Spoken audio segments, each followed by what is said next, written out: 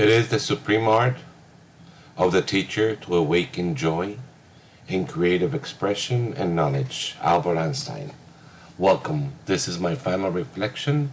My name is Richard Sanchez for EDU 697 Capstone for Dr. Ubex. My journey started actually many years ago. So I have to tell you a little bit about who am I. I was born in Michigan and I grew up in Hawaii, and this is the reality of my journey. I feel the need to tell my story. My parents are from South America. I grew up in an island in Hawaii, Waikiki, and I went to Kamehameha High, surrounded by different cultures, a very diverse upbringing. Most of my youth, I spent it with traditional beliefs and folklore of the Samoans or Hawaiians. I have many dreams, and since I was little, and I can remember the first time when my parents brought actually a color TV when I was growing up. And through my journey, I dreamt of buying my first car, which I did in 1985. After that, I joined a school, and that's when the fears of my journey began. And I have the need to tell you about me a little bit more and my path. Technology has evolved a great deal since I was born. I became a respiratory therapist, and I also went to nursing school to become a registered nurse. I grew up in Hawaii, and at the age of 13, I moved to a small town on the foothills of the Andes in South America called Palmira. After I finished my career, I joined my current workplace in the hospital, which I've been there for over 25 years. So the overview of my journey is important to recognize language, interaction, cultural diversity, relationships, rituals, and rules, which are very important for the education, since all of us learned and teach differently, and teachers and learners have different styles of learning. And this education that I did with Ashford University and the master's degree enabled me to learn how to identify the learning styles and take in consideration where they're from. And that entails working in a teamwork with educators such as the ones in Ashford University, which were actually inspirational. And I learned new approaches. One of the ones that impacted me the most was the universal design. So when it comes to culture, we become not only a melting pot, but a beautiful mosaic. Different people, different beliefs, different yearnings, different hopes, and different dreams. This was said by Jimmy Carter. And with those dreams are my dreams of hoping that one day I can complete my doctor's degree. In order for me to achieve that doctor's degree, I have to have a lot of collaboration, not only from peers, instructors, mentors, but also I need to learn how to embrace technology myself. I did have some challenges with technology, but there is something that Barack Obama said in regards to dreams. Keep exploring, keep dreaming, keep asking why. Do not settle for what you already know. Never stop believing in the power of your ideas, your imagination, your hard work to change the world. This was said by President Barack Obama.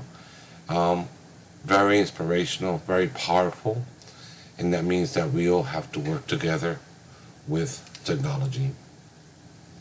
The opportunities of learning new concepts such as the universal design for learning guidelines. That's a milestone for myself because I use that to engage with education because I was searching for answers. I started finding those answers when I joined Oxford University to get my bachelor's degree, and even more questions came out when I started my master's degree in teaching and learning with technology. I call it the 8 pillars. Every single course for the master's degree addressed the 8 pillars of the learning outcomes for designing, which helped me identify different styles and things that are needed for us to ensure that we're doing the best practices for teaching and also for learning. I did face so many challenges, personally and professionally. One of my biggest one is the one I'm doing right now. I think I still have the same challenges. I don't know why I feel so intimidated by a computer and the audio. Learning new technology platforms, and I have to learn how to embrace it. Time management was something that I learned significantly. Selecting the correct technology so I can project myself positively and using the right amount of words when creating PowerPoint presentations and even Word documents.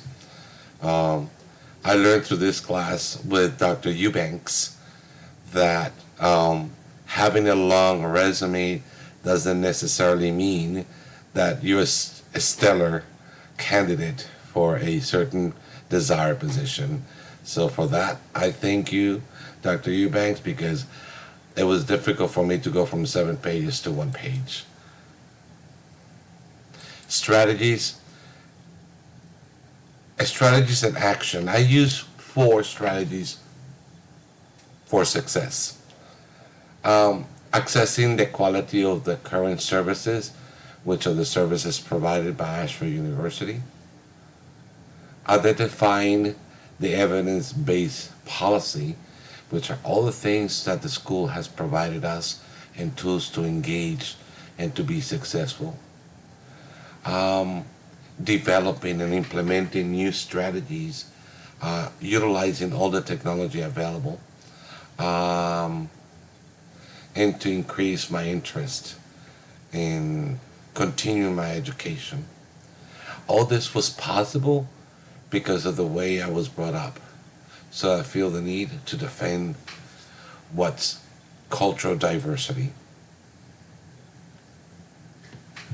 I had a wonderful experience while living in South Dakota. I had the opportunity of emerging with Native Americans, and we had the opportunity to implement new technology. But before we could do that, it took us several months to identify their concerns and meet all their expectations, taking in consideration their cultural backgrounds, their belief system, and their traditions, and their belief in Mother Nature. We earned their trust after several months, and we were able to provide and promote health to the Native American. They need so much.